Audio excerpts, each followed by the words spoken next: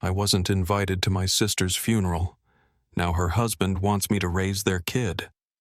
I saw the casket on Instagram. No tag, no seat, no word. I went to the house. My mother said, "It wasn't your place." I stood at the back gate, watched dirt hit the wood. 3 years. No contact. Yesterday he showed up, holding her daughter. He said, "She needs family." I said, "She had one," then shut the door. I wasn't invited to my sister's funeral. I found out from a post. One of those soft-focus Instagram stories with the beige background and a candle emoji. "Fly high, sweet angel, forever 28. I had to read it 3 times, then scroll down to check if there was a date, a location, a tag. There wasn't. I clicked the profile of the girl who posted it, some college roommate from sophomore year. She had over 300 likes, a comment from my aunt, another from our neighbor, a dove gif, a memory. I refreshed. Still no message from Mom. Still nothing from Dad. My phone didn't light up. I got dressed. I didn't even brush my hair. I walked down the road with my jacket half zipped and my mouth dry. I didn't know what I was doing. Just that I had to go somewhere. That standing still was worse. They told me not to come back. A year ago, after the fight in the driveway. After I said what I wasn't supposed to say. But I walked anyway. The house still had the blue shutters. Her car wasn't in the drive, but someone else's was. I knocked. The door opened. My mother just stood there. No hug, no tears, just, "It wasn't your place." Then she closed the door. I didn't knock again. I stood at the back gate. I could hear people talking in the garden. One of them laughed. Someone said her name. I saw the folding chairs through the hedge, the black dresses, the white plastic table with juice and napkins. And then I saw the dirt, wet, heavy, being shoveled onto the wood. I didn't cry. I turned away, walked back up the street, slower this time. She was gone. And I hadn't even been allowed to say goodbye. I slept in my car that night, just outside the old basketball court where we used to ride our bikes. They didn't call. Not that night. Not the next day. Not ever.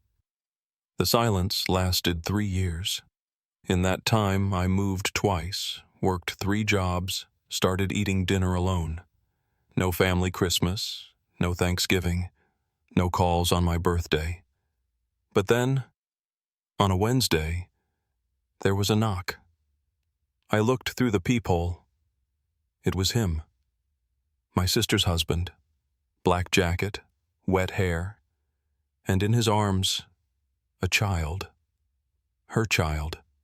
Big brown eyes, a pink jacket, a stuffed rabbit in one hand, a juice box in the other.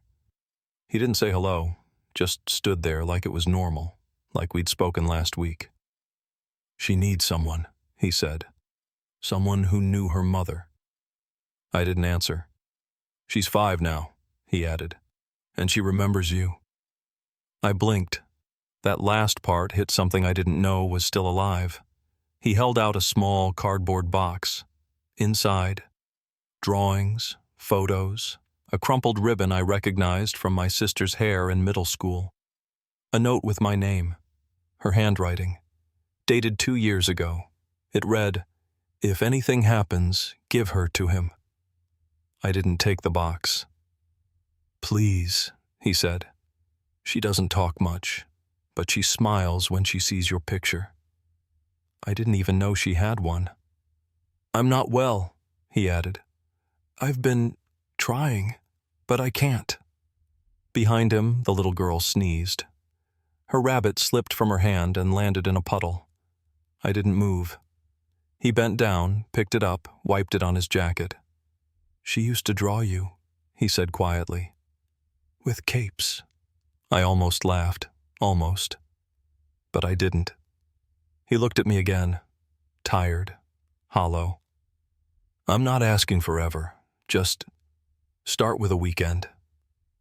I said nothing. He lowered his eyes, then turned. The girl looked at me once, then again, but I didn't smile. They left, and I stood there until the rain came. I opened the box the next day. I don't know why, maybe to punish myself. Inside were old bracelets, a school photo, 2 seashells, a cassette tape with no label. I stared at the tape for hours before I found something that could play it, a dusty Walkman from a thrift store I hadn't thrown away. I pushed play. The tape crackled, then her voice. "Hey, if you're hearing this, I guess it means I didn't make it." Silence. I wanted to say I'm sorry for the dinner, for what Mom said, for what I didn't stop. I felt the walls start to tilt. I should have stood up for you. I was a coward. I didn't know how to choose. Pause. Then, but I always loved you, even when I didn't say it, even when I let them cut you out. She exhaled, a faint sniffle, and then, "Tell her about the rabbit. Tell her how we used to name stars." The tape ended. I couldn't move for almost an hour. Then I got in the car. I drove to the basketball court, sat where we used to trade candy and secrets, and cried for the first time since I saw the coffin. She came the next week, just for the weekend, like he asked. Her name was May. She didn't talk much, but she watched everything, sat on the couch with her rabbit and stared like she was trying to remember. I made grilled cheese. She picked out the crust. She slept in my bed. I took the couch. She asked if I was her uncle brother. I said I was just someone who knew her mom. She said her mom was in the clouds. The next morning, I showed her the stars, the ones we named. She said, "Can we name more?" I nodded. We stayed up until midnight with a flashlight and stickers. She smiled. The weekend became a week, then 2. He didn't call. He didn't visit. A letter came from the court, custody application. I didn't know what to do, but I didn't say no. When I asked her what she remembered, she just said, "You smell like the rabbit." It was the highest compliment I've ever received. They came to visit after 6 months, Mom first. She stood at the porch with a Tupperware and a stiff smile, said she'd been wanting to reconnect. I asked why now. She said May deserved family. I asked why I hadn't. She looked down. "She never stopped drawing you," she whispered, "even when we said not to." Dad came the next week, said he was sorry, said he'd been angry, said a lot. I nodded, didn't say much. May asked if they were strangers.